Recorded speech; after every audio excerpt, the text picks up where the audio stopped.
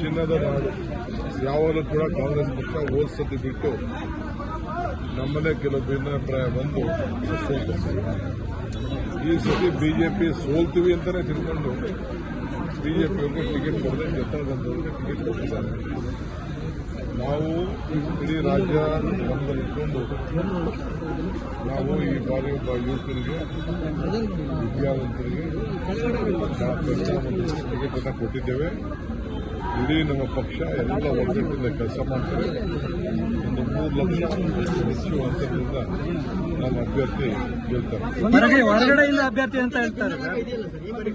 ಎಲ್ಲೂ ಎಲ್ಲರೂ ಸೇರಿ ಎಲ್ಲರೂ ಕುಂದಿಸ್ಕೊಂಡು ನಾವು ಅಭ್ಯರ್ಥಿಯನ್ನ ಆಯ್ಕೆ ಮಾಡಿದ್ದೇವೆ. ಕೆಲವು ಸಮುದಾಯಕ್ಕೆ ನಾವು ರಾಜ್ಯದ ಹಿತವನ್ನು ಗಮನದಲ್ಲಿಟ್ಟುಕೊಂಡು ಎಲ್ಲರ ಜೊತೆ ಮಾತಾಡಿ ನಾವು ತೀರ್ಮಾನವನ್ನು ಮಾಡಿದ್ದೇವೆ. ಸರ್, ಕೋಲಾರ ಜಿಲ್ಲೆ ಅಭ್ಯರ್ಥಿ ಅಲ್ಲ, ಹೊರಗಿನವರು ಅಭ್ಯರ್ಥಿ ಅಂತ ಹೇಳಿ ಆಯ್ತು. ಹೋದ್ಸತಿ ಬಿಜೆಪಿಯವರಲ್ಲಿ ಇವರು ಹೋದ್ಸತಿ ಬಿಜೆಪಿ ಅಭ್ಯರ್ಥಿ ಏನು ಬೆಂಗಳೂರಿನವರ ನಾವು ಮಾತಾಡೋರು ಯಾರು ಅಭ್ಯರ್ಥಿ ಬೆಂಗಳೂರು ಸಿಟಿಯವರಿದ್ದಾರೆ. ಸರ್, ರಾಜ್ಯದಲ್ಲಿ ಕಾಂಗ್ರೆಸ್ ಮುಕ್ತ ರಾಜ್ಯ ಆಗುತ್ತೆ ಅಂತ ಹೇಳಿ ಹೇಳ್ತಾ ಇದ್ದಾರೆ ಸರ್ ಬಿಜೆಪಿಯವರು. ಕನಸು 136 ಸೀಟ್ ಗೆದ್ದಿದ್ದೀವಿ. ಆಯ್ತಾ, ಬಲಿಷ್ಠವಾಗಿ ಇಡೀ ದೇಶದಲ್ಲೇ ಬಲಿಷ್ಠ ಅಂತಂದ್ರೆ ಕರ್ನಾಟಕದಲ್ಲಿ.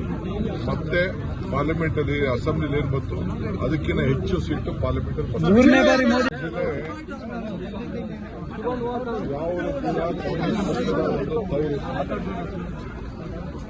ಚಿನ್ನದ ನಾಡು ಯಾವಾಗಲೂ ಕೂಡ ಕಾಂಗ್ರೆಸ್ ಪಕ್ಷ ಹೋದ್ಸತಿ ಬಿಟ್ಟು ನಮ್ಮಲ್ಲೇ ಕೆಲವು ಭಿನ್ನಾಭಿಪ್ರಾಯ ಬಂದು ಸೋಲ್ತೀವಿ. ಈ ಸತಿ ಬಿಜೆಪಿ ಸೋಲ್ತೀವಿ ಅಂತಾನೆ ತಿಳ್ಕೊಂಡು ಬಿಜೆಪಿಯವ್ರಿಗೆ ಟಿಕೆಟ್ ಕೊಡದೆ ಜೊತೆಗಂದವ್ರಿಗೆ ಟಿಕೆಟ್ ಕೊಟ್ಟಿದ್ದಾರೆ. ನಾವು ಇಡೀ ರಾಜ್ಯ ಗಮನದಲ್ಲಿಟ್ಕೊಂಡು ನಾವು ಈ ಬಾರಿ ಒಬ್ಬ ಯುವಕರಿಗೆ ವಿದ್ಯಾವಂತರಿಗೆ ಟಿಕೆಟ್ ಅನ್ನು ಕೊಟ್ಟಿದ್ದೇವೆ. ಇಡೀ ನಮ್ಮ ಪಕ್ಷ ಎಲ್ಲ ಒಗ್ಗಟ್ಟಿಂದ ಕೆಲಸ ಮಾಡ್ತಾರೆ. ಒಂದು 3 ಲಕ್ಷ ಹೆಚ್ಚು ಅಂತರದಿಂದ ನಮ್ಮ ಅಭ್ಯರ್ಥಿ ಗೆಲ್ತಾರೆ. ಹೊರಗಡೆಯಿಂದ ಅಭ್ಯರ್ಥಿ ಅಂತ ಹೇಳ್ತಾರೆ. ಎಲ್ಲೂ ಎಲ್ಲರೂ ಸೇರಿ ಎಲ್ಲರೂ ಕುಂದಿಸ್ಕೊಂಡು ನಾವು ಅಭ್ಯರ್ಥಿಯನ್ನ ಆಯ್ಕೆ ಮಾಡಿದ್ದೇವೆ. ಕೆಲವು ಸಮುದಾಯಕ್ಕೆ ನಾವು ರಾಜ್ಯದ ಹಿತವನ್ನು ಗಮನದಲ್ಲಿಟ್ಟುಕೊಂಡು ಎಲ್ಲರ ಜೊತೆ ಮಾತಾಡಿ ನಾವು ತೀರ್ಮಾನವನ್ನು ಮಾಡಿದ್ದೇವೆ. ಸರ್, ಕೋಲಾರ ಜಿಲ್ಲೆ ಅಭ್ಯರ್ಥಿ ಅಲ್ಲ, ಹೊರಗಿನವರು ಅಭ್ಯರ್ಥಿ ಅಂತ ಹೇಳಿ ಆಯ್ತು. ಹೋದ್ಸತಿ ಬಿಜೆಪಿಯವರಲ್ಲಿ ಇವರು ಹೋದ್ಸತಿ ಬಿಜೆಪಿ ಅಭ್ಯರ್ಥಿ ಏನು ಬೆಂಗಳೂರಿನವರ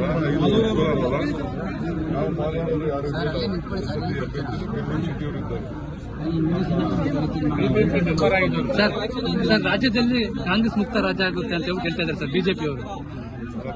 ಕನಸು 136 ಸೀಟ್ ಗೆದ್ದಿದ್ದೀವಿ. ಆಯ್ತಾ, ಬಲಿಷ್ಠವಾಗಿ ಇಡೀ ದೇಶದಲ್ಲೇ ಬಲಿಷ್ಠ ಅಂತಂದ್ರೆ ಕರ್ನಾಟಕದಲ್ಲಿ.